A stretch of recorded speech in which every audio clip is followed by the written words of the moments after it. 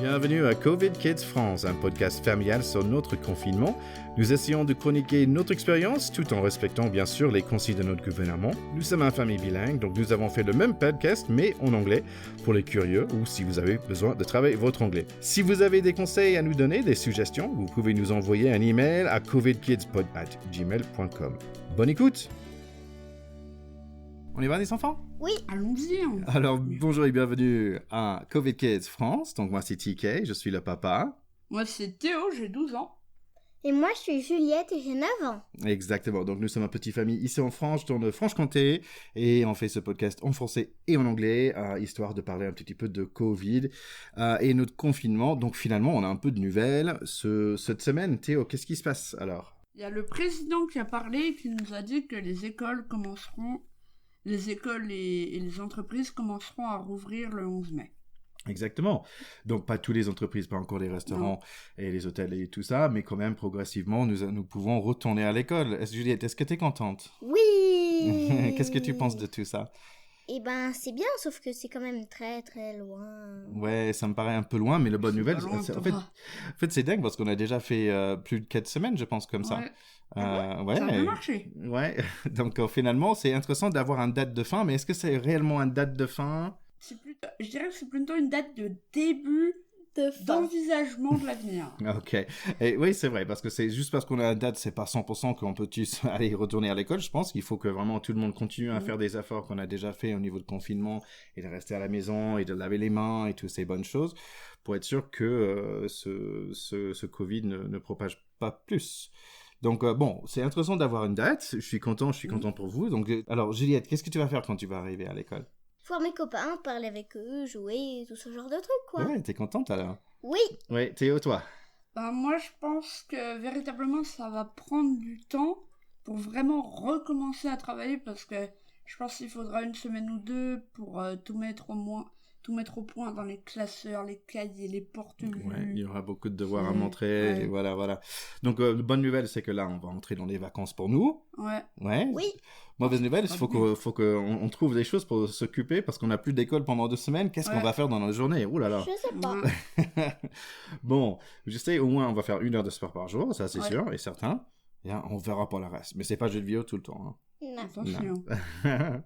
Une autre chose qu'on a fait récemment, c'est qu'on a travaillé sur le clavier. Qu'est-ce qu'on a fait, Juliette? Eh ben, du Clic, clic, clic, clic, clic, clic, clic, clic, clic, clic, clic, clic. Mais explique, qu'est-ce que c'est? On apprend à taper sur le clavier avec papa. Oui, voilà. L'objectif, en fait, c'était de apprendre un peu à taper avec tous les doigts. Bien, Oui. et sans regarder forcément nos mains et sans regarder forcément l'écran. Donc voilà, je trouve ça assez... Est-ce que c'était pas si mal en fait, finalement, Non. c'était un peu rigolo. Ouais. Et je pense que ça va servir plus loin. On a aussi travaillé un petit peu sur Word. Je pense que c'est des choses à refaire. Allez, quels sont vos conseils pour la semaine? Simon Thorne, c'est un très très bon livre qui parle d'un enfant de 11-12 ans qui peut se transformer en n'importe quel animal. Voilà, donc ça c'est Simon Thorne par Amy Carter. C'est un livre par Amy Carter. Théo, c'est quoi ta conseil?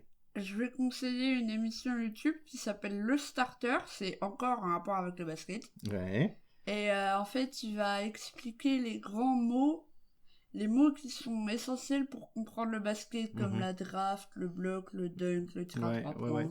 Et en tant que papa, je préfère que tu regardes ça que juste, on va dire, des clips des meilleurs moments sans contexte. En fait, là, c'est assez pédagogue. Et il parle des meilleurs joueurs, il parle des bons moments, des grands moments, et un peu des bases. Donc, tu apprends un peu plus. Et en plus, c'est en français. Voilà. Donc, je pense qu'il fait un très bon travail, le monsieur. Et donc, bravo à lui. Et donc, si vous êtes fan de basket ou si vous connaissez pas le basket, c'est une bonne façon de faire. Alors, moi, je vais donner un conseil cette semaine. C'est plutôt BD. Je pense que je n'ai pas encore parlé de BD. En fait, le BD, pour moi, c'était la façon que j'ai un peu appris à lire, ou au moins eu le plaisir de lire en français, parce que lire le Rouge et le Noir par Stendhal, c'était pas mon truc, mais finalement, Astérix et Obélix, c'était super chouette.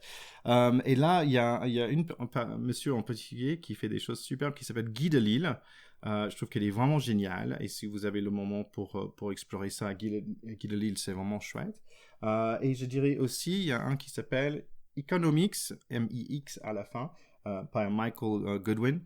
qui est très très intéressant aussi par rapport à comment l'économie fonctionne. Et en fait, ça a l'air un peu complexe, mais il explique des choses complexes d'une façon très sympa et très très ludique.